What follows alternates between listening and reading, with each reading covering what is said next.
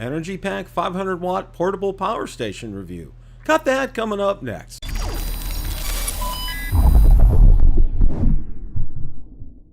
Bill the Drone Reviewer here. If you like the content of this video or anything on my channel, make sure you hit the subscribe button and ring the notification bell so you don't miss any future content. With that, let's begin.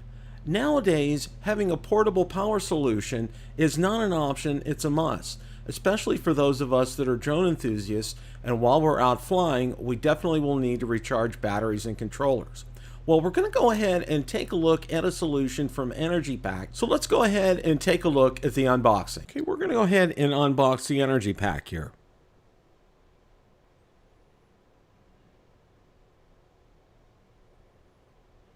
As you can see, there's nice huge styrofoam pieces at the end to securely hold this Engypak in place. We'll take those off. Engypak's about 11 pounds. It doesn't feel too heavy. Let's look at it from all the sides.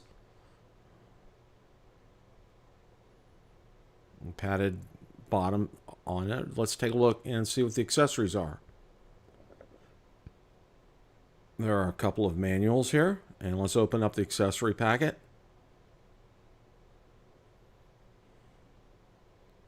Go ahead and pull everything out, and we'll see what we have here.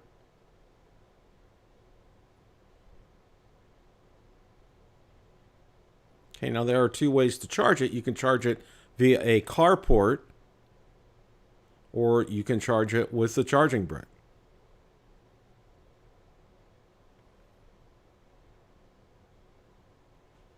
Let's go ahead and take the plastic off the Engypak.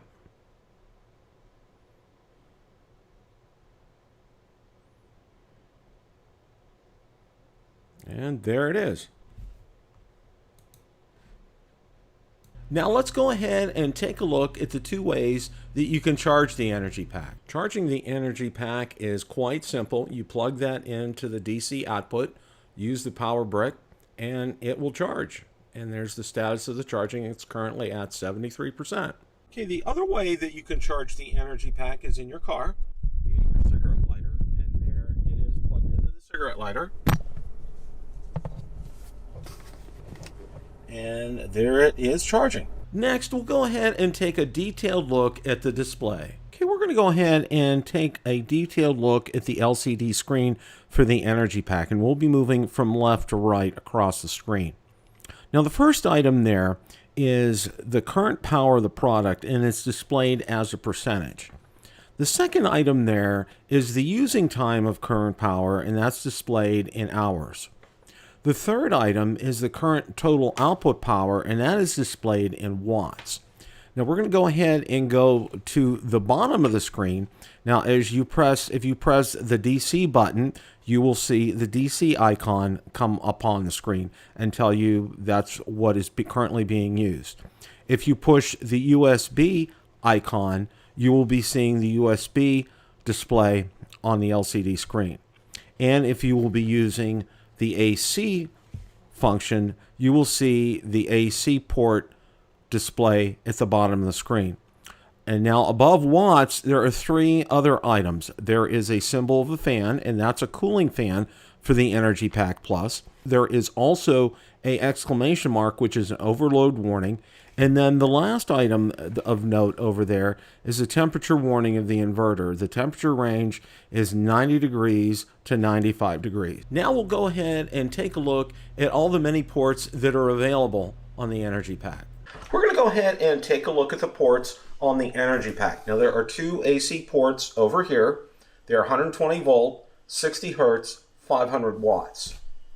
Now there are two DC output ports right here, and they are 12 volts at 5 amps.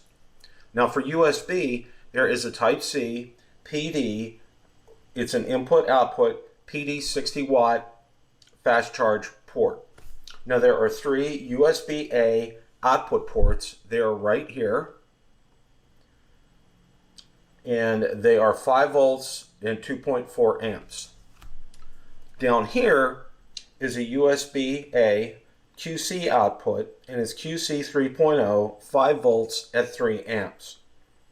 Now there is a DC input port over here, and it is 12 volts to 30 volts. And down here is a car output port, and it is 12 volts and 5 amps. An item of note, there is also an LED switch right here that controls a light. It gets brighter and it will flash, and then it's off. And now let's look at multiple examples of what you can use to charge on the Engypak itself. An item of note, whatever type of port you're going to be using on the Engypak, you need to press the button that is above that. For example, the AC, you would need to push AC. For USB, you would need to push USB. And for DC, you would need to push DC. Okay, now we're going to take a look and see at several different items that you can use to run off of the Engypak. Now the first one we're going to do is, I have a portable fan over here, and let's take a quick look at that. And we're going to run this off the Engypak. Now the first thing you do is you want to make sure you push the AC button to indicate that the AC is coming on.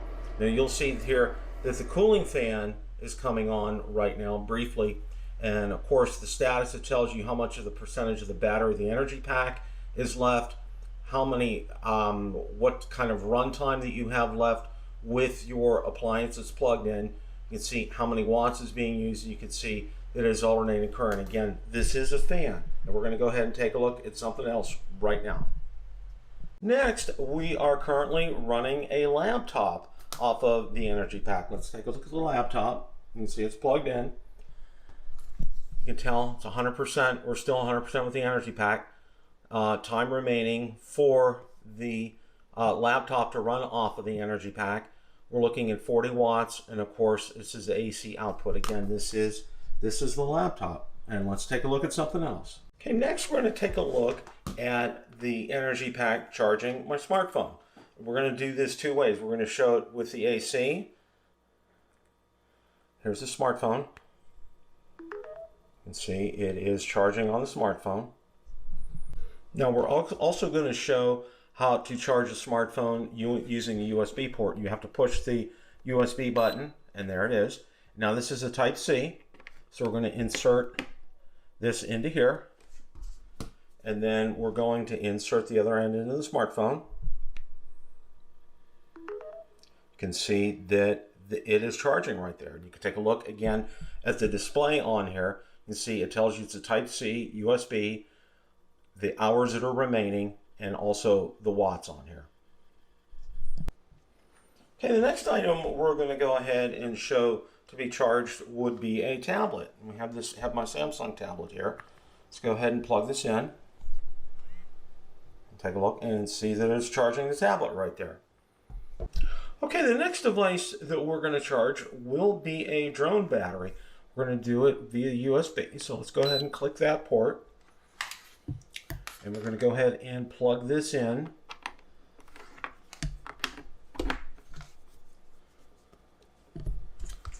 And here is the battery for the drone.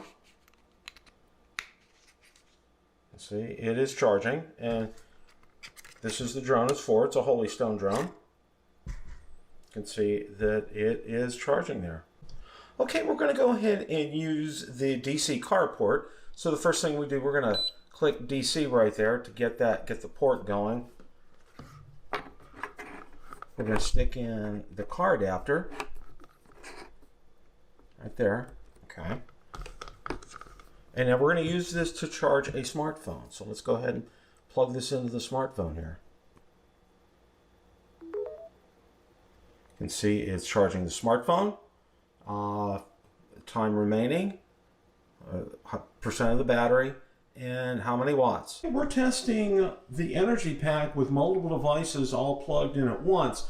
The first one that we see over here using the DC port with the car jack is my tablet, and it is charging. The second we can see plugged into a USB port is the drone battery. Third that we have here is my phone plugged into here. And then on the bottom AC outlet, we have the laptop plugged in. So you can see I'm using this to charge a tablet, a drone battery, my phone, and also my laptop all at once.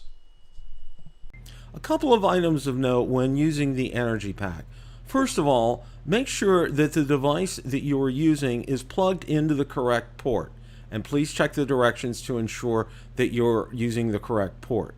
The second item of note is to make sure that the voltage, wattage, and amps from that device that you are plugging in will be compatible with the Engypak. And again, that information is included in the directions.